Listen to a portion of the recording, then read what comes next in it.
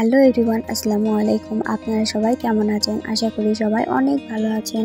আজকে আমি আপনাদেরকে একটা স্পেশাল রেসিপি দেখাবো। স্পেশাল বলার একটি কারণ তা হচ্ছে আজকে আমার ননদ রান্না করবে। গাইস, সে যদিও কোনো রান্না করতে পারে না, কিন্তু সে যেটাই রান্না করে খেতে কিন্তু অনেক মজা হবে। তো চলুন দেখে আসি তার রান্নাটা। সে আজ রান্না করবে মাছ দিয়ে আলু ঘাটি। আপনারা কিন্তু সবাই জানেন বগুড়ার আলু ঘাটি কিন্তু বিখ্যাত। আপনারা যদি বগুড়ার মতো আলু ঘাটি রান্না করে খেতে চান তাহলে আমার ভিডিও দেখে রান্না করতে পারেন। প্রথমে সে আলুগুলোকে ভালোভাবে সিদ্ধ করে ছিলে একটু হালকা করে মিক্স করে নিয়েছে। তারপরে এখানে পেঁয়াজ, আর সে প্রথম রান্না করছে, বুঝতে তো পারছেন কেমন হবে। প্রথম রান্না করার কারণে সে বুঝতে পারেনি। প্রথমে আদা রসুন বাটাটা দিয়ে একদম পাতিলে লেগে গিয়েছে। তারপরে পেঁয়াজ, কিছু গোটা মশলা, শুকনা মরিচ, তারপর লবণ হলুদ, একটু গুঁড়া মরিচ দিয়ে খুব ভালোভাবে মশলাটাকে এখন কষিয়ে নেওয়া হবে। মশলাটা কষিয়ে নেওয়ার আগে আমরা যে মাছটা দিয়ে রান্না করব সেই মাছটাও এখানে দিয়ে দিলাম। মাছটা আর এর সাথে কষিয়ে নেওয়া হবে। তারপরে মাছটা দেওয়ার পর কিছুক্ষণ একটু নেড়ে চেড়ে পানি দিয়ে মাছটাকে খুব ভালোভাবে সেদ্ধ হওয়ার জন্য রেখে দিব। কিন্তু সে পুরো রান্নাটা কিন্তু করেই নেই, অল্প একটু রান্না করতে সে পারছিল না, যার কারণে আমার ছোট শাশুড়ি নিয়ে রান্না করা শুরু করে দিয়েছে। আমার ছোট শাশুড়ি কিন্তু অনেক ভালো রান্না করতে পারে। আর আপনাদের কাছে আমার একটি রিকোয়েস্ট, চ্যানেলটা কিন্তু একদম নতুন, তো আপনারা অবশ্যই আমার চ্যানেলটা সাবস্ক্রাইব করে আমার পাশে থাকবেন আর আমার সম্পূর্ণ ভিডিও দেখে একটি লাইক, কমেন্ট এবং একটি শেয়ার করে দিবেন। তো এখন আমরা পরিমাণ মতো পানি দিয়ে দিচ্ছি। মাছটাকে খুব ভালোভাবে সিদ্ধ করে নিয়ে ভালোভাবে কষিয়ে নেব। তো পুরো ভিডিও আপনারা দেখতে থাকেন।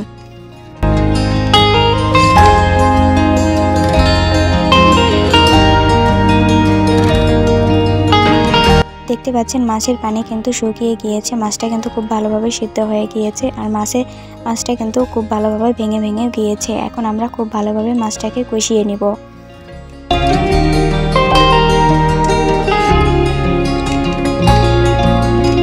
সাথে কিন্তু আমরা কয়েকটা গোলমরিচও দিয়ে দিলাম।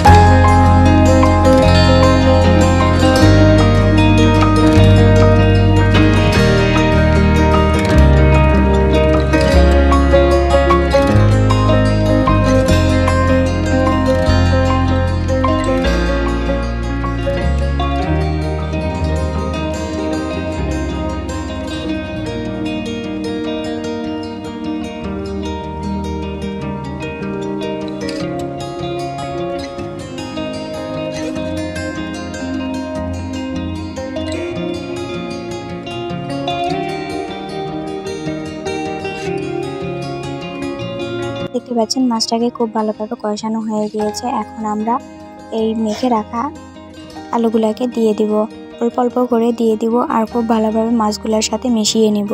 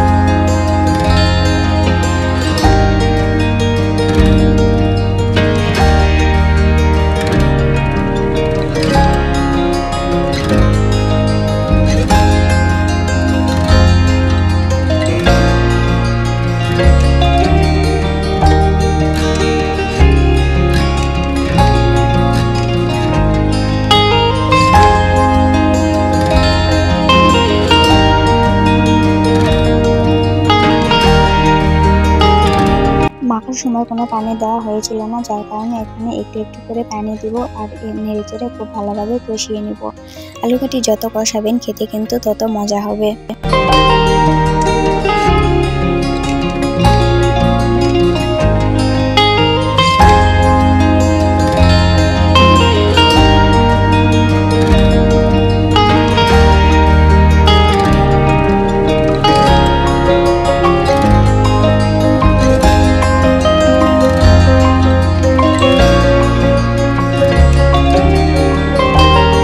পরিমাণ মতো পানি দিয়ে একটু বলক আসার জন্য অপেক্ষা করছিলাম। এই যে প্রায় বলক এসে গিয়েছে, এই পর্যায়ে খুব ভালোভাবে নেড়েচেড়ে কষিয়ে নিতে হবে, কারণ এই পর্যায়ে কিন্তু খুব লেগে যায় নিচে। যত ভালো করে নেড়েচেড়ে কষাবেন খেতে কিন্তু তত মজা হবে।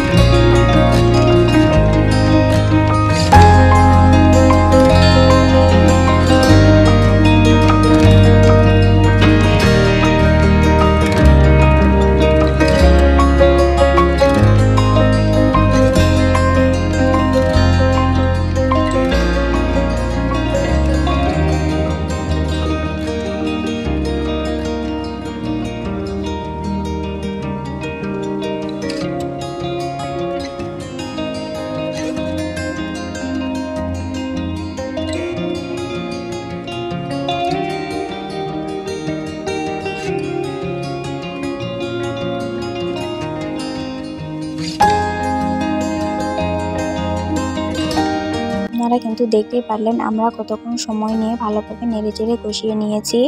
এখন আমাদের রান্না প্রায় শেষের দিকে। এখন আমরা ঝোলের পানি দিয়ে দিয়েছি, বলক এসে গিয়েছে। এখন আমরা নামিয়ে নেব। আজকের ভিডিও ছিল এ পর্যন্তই। আপনাদের কেমন লেগেছে অবশ্যই কমেন্ট করে জানাবেন। তো সবাই ভালো থাকবেন, সুস্থ থাকবেন। দেখা হবে নতুন আরেকটি ভিডিওতে। আর আমার চ্যানেলটি অবশ্যই সাবস্ক্রাইব করবেন। ধন্যবাদ।